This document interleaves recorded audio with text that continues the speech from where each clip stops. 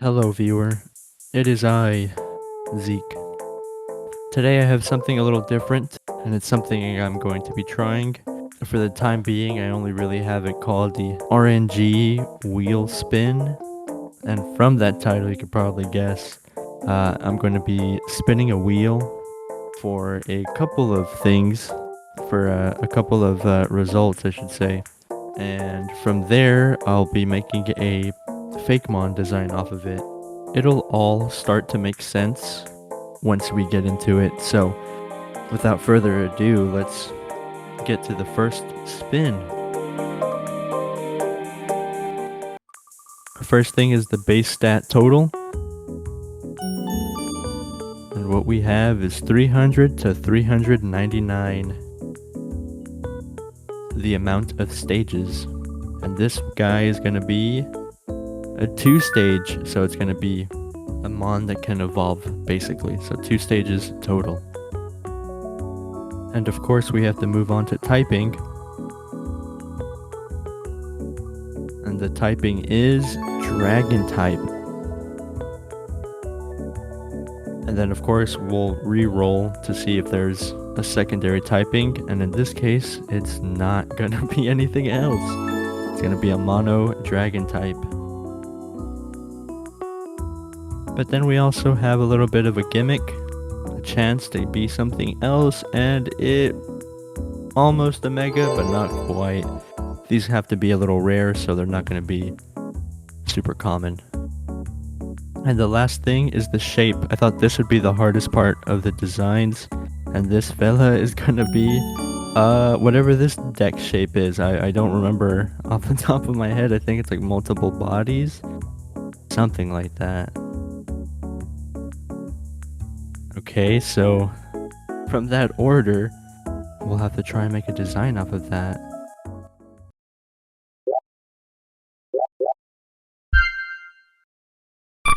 Here is Pupod. Unable to fly, they use their tails to propel themselves forward. Their fighting spirit is said to bring forth good luck and high morale. This design is a bit simple, but I didn't want a very complex and super tough looking dragon type when this is just a bit weaker in the base stat total, right? So I thought it had to be a little more cute and weak, right? But of course this is a 2-stage, and the evolution is Unipod, a result of pupods who worked closely, eventually forming a strong bond of trust. This is the closest any Unipod will ever get to flying. Some luck. And so this was meant to be multi-bodied, and from that I kind of based it off of Metagross. And if you can look at the arms on Unipod, it's the pupods, right? They're pupod arms. The main body being a pupod of its own that just kind of grew from the fusion. Alright, so then let's move on to the next design. So let's see, let's roll. Let's see what we've got for the second design. Alright, we've got a progression at least, 400 to 499 BST. Let's see what amount of stages this is gonna be. Of course, okay, a mono stage, so it's just the one. Think of like Zangoose or Tauros. Let's see the typing. Okay, none. This Pokemon has no typing. Just kidding, of course. And the next one is gonna be its actual type. Let's see what we get. Oh, okay. Thank goodness, not just another dragon type. Fire type. Okay, that's cool. Let's see if this one gets a gimmick.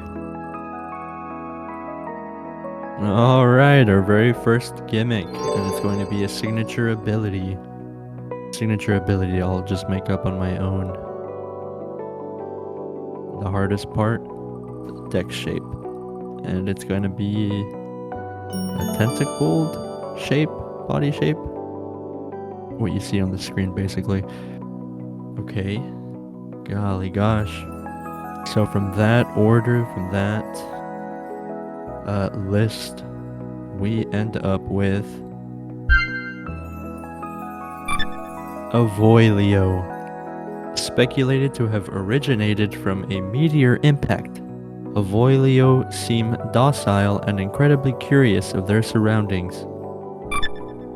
The signature ability of Avoilio is Molten Step, which essentially is when this mon is thrown out into battle, it leaves behind molten lava onto the field, causing any other opposing monster that comes out into the battlefield to be burned. Pretty simple ability, but I thought it was one fitting for this design. It was based off of glass blowing. So imagine as it moves, as it walks, as it steps on land, it leaves behind these kind of globs of just molten ooze.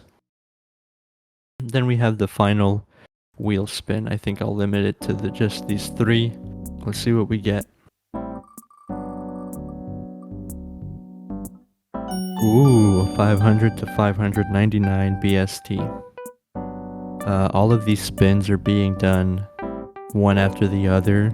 I'm not doing any re-rolls. Exactly what you see in the footage is exactly what I spun. I didn't do any redos at all. Stages, we have a single stage design. Let's move on to the typing and see what we get. Alright. Okay, dragon type. Let's hope for something else.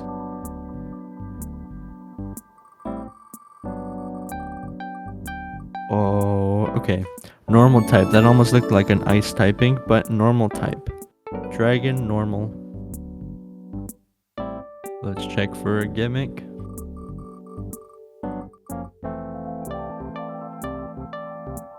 No gimmick. That's alright. 1 out of 3 for gimmicks is pretty good, I would say. And let's see what shape this fella is gonna be. And that is bipedal. No tail, I think. Okay, we've got our list.